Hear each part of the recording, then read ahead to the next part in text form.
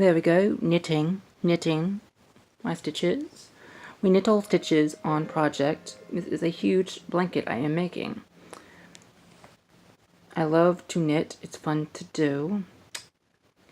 And I hope I can get more people. And I've been working on this project for a while now.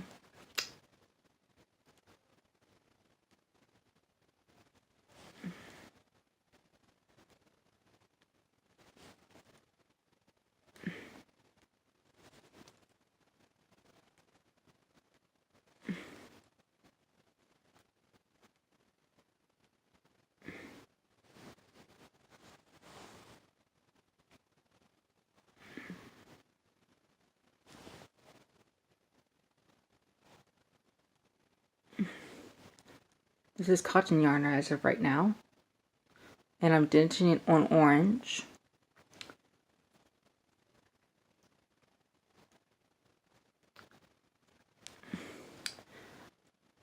I'm making a blanket for my second cousins. And I'm using straight needles, and I'm using a size number 5. Yes, this is size number 5 needles. But if you're casting on, make sure to cast on bigger needles, and then use your smaller needles to make your first rows or two. That way it's easier, especially if you're like me, I cast on tight.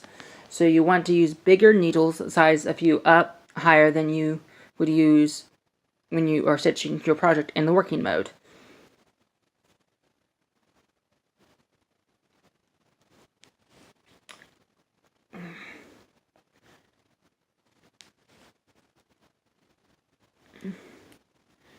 I never use patterns. I always use my own inspiration when it comes to stitching. I might use a pattern for like inspiration, but I don't ever follow it exactly. I like to add my own twist to that pattern.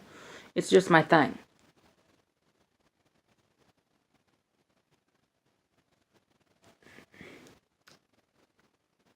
So yeah.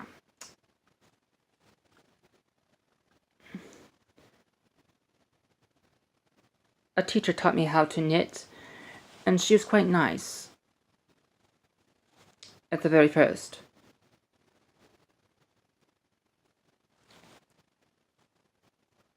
During Focus on the Future. It was awesome. She was very nice and very understanding, and yeah.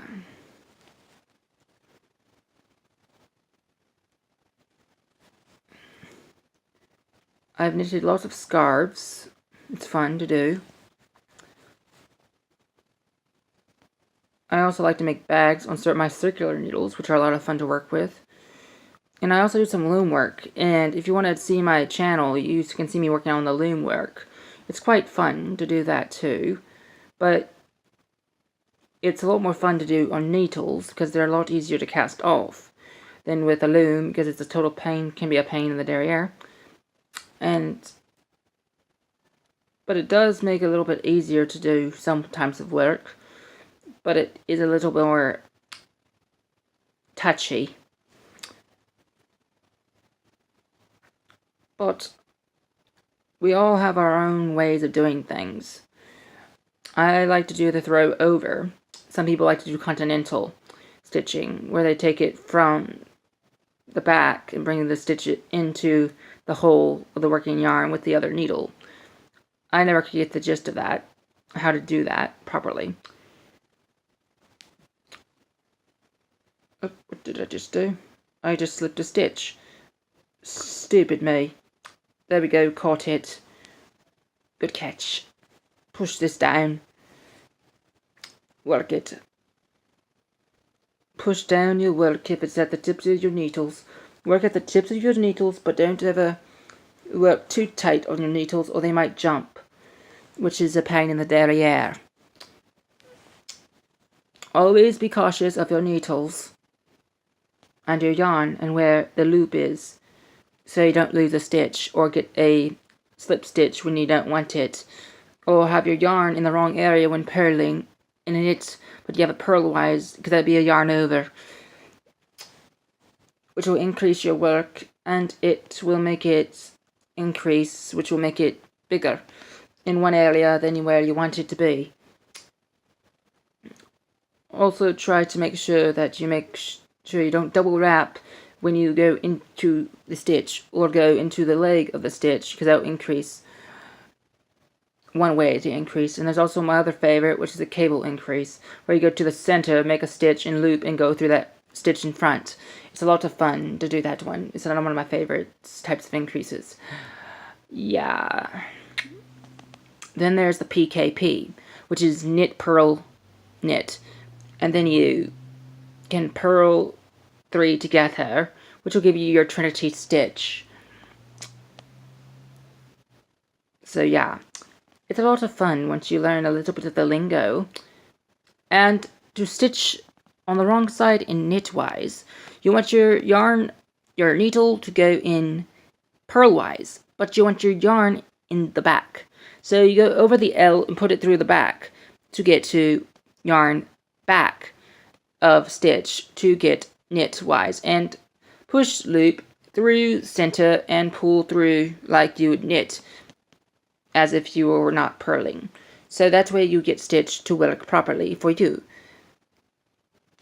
And it takes a lot of fine motor skills to do yarn knitwise, but knit on the wrong side.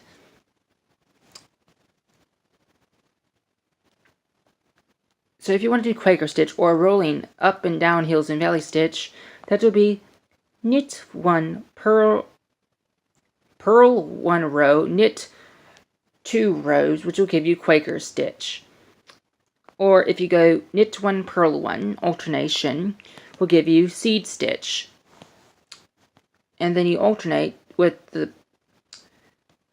stitch of the purl, stacking every other as a knit, that'd be kind of a moss stitch, and so forth and so forth. And when you go alternation of 1 knit row to 1 purl row, becomes a form of stockinette stitch, and that will give you that.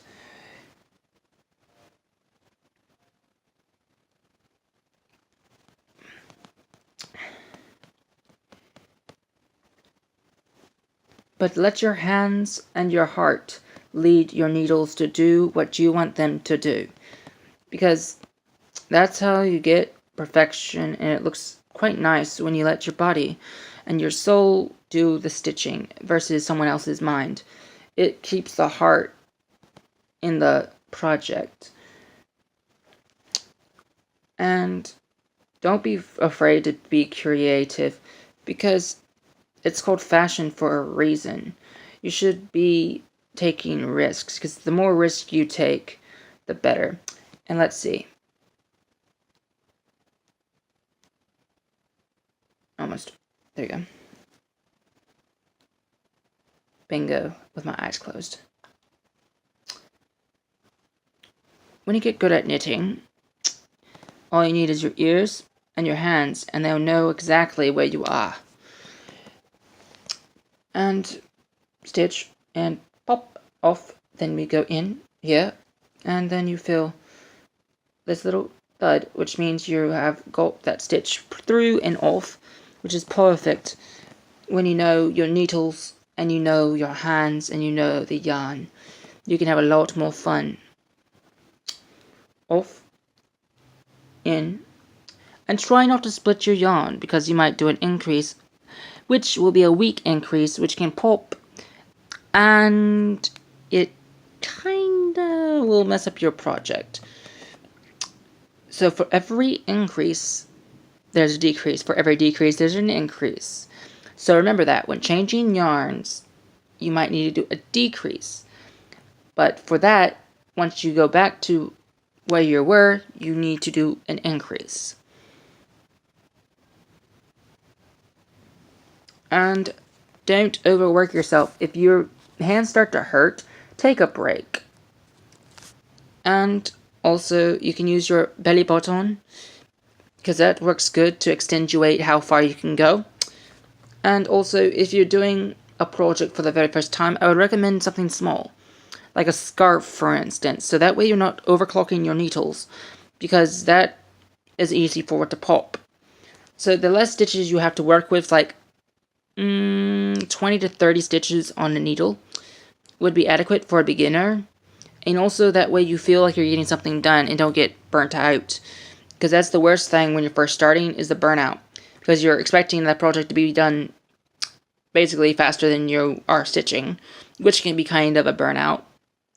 So yeah, start small, work your way up to bigger projects, and you'll feel a lot better. And if you have scarves the right length, and you can match them, you can sew them together to make blankets. And it's a way to recycle